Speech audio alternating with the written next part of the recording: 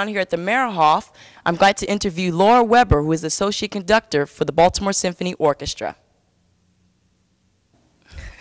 Hi, I'm Shawnte Campbell with Top of the Morning, and we're here at the Meyerhoff with Laura Weber, who's an Associate Conductor for the Baltimore Symphony. How are you doing? Just fine, thank you. Good, good. Let's start. What made you want to be a conductor, first of all? It's probably too complicated to explain quickly, but I was the beneficiary of being from a musical family. My mother is an opera singer, and I grew up basically in the opera house and hung out with a lot of conductors. And I also went through a public school education at a time when music was still given a priority as part of the curriculum, and I was able to play the cello in school orchestras and youth orchestras throughout my education, and that's a big part of being a part of an orchestra is very important for a conductor to have a player's perspective. And in college, the right influences at the right time pushed me in what was a natural direction for me to go, and many steps later, here I am.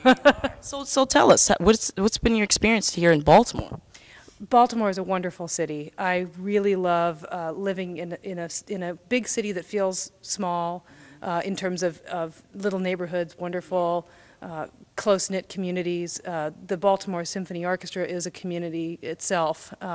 This is an extraordinarily talented orchestra of great professional musicians and a wonderful staff, but mostly they're just really wonderful people, and I feel like I'm part of a big family here, as if I always have been, and that's a wonderful feeling. We have a particularly strong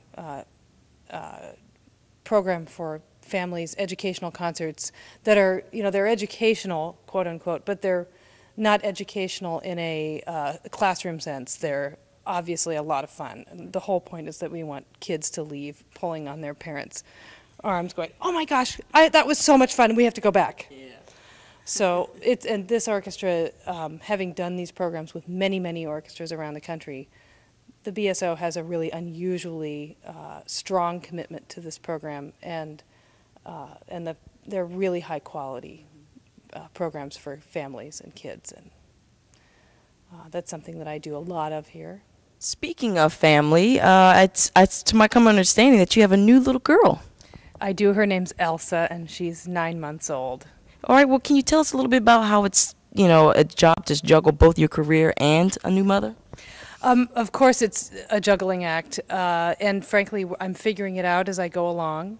Every age, every stage for her is a little different. There are times when I'm incredibly busy to a ridiculous extent, and there are times when it's more manageable. The best thing about it is, no matter how far behind I may or may not be when I come home, I just don't care. It's too much fun. Whatever seems so incredibly, earth-shatteringly important in terms of my work and my preparation, when I come home and I start playing with Elsa or taking care of her, all that importance melts away, and this is what's important. And she's been adopted by this whole organization. I mean, when I come to work without her, people look at me funny. Where is she? So it's a great pleasure. And yes, it's a challenge. Any mom who's working and has children at home knows. There's much controversy, or I don't know, talk of that it's very hard as a woman coming up to be a conductor. Can you clarify that? I mean, is it really a struggle? I mean, you seem like you came up in a family of that, so. Well, it's a struggle to be a conductor. It's a struggle to be a professional musician in an orchestra. These are very, anybody competing for a job in this orchestra, there are hundreds and hundreds of candidates who vie for maybe one position, a violin position or a woodwind position. It's even more difficult for a conductor in terms of job availability. There just are not a lot of open positions at any one time. So being a conductor is difficult. Any woman in a position of authority knows that occasionally you run into people who have a very old-fashioned view of who should be in charge. And for me, I have not run into a great deal of doors closing in my face. A lot of women before me broke those barriers down to a great extent, and I'm a beneficiary of that.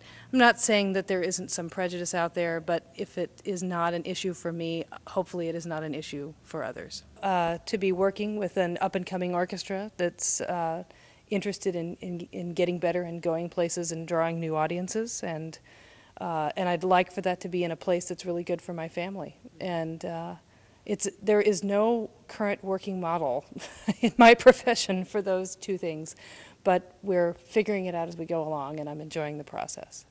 Well, there you have it. Thank you so much, Laura. I really appreciate it. This was great. Hi, top of the morning.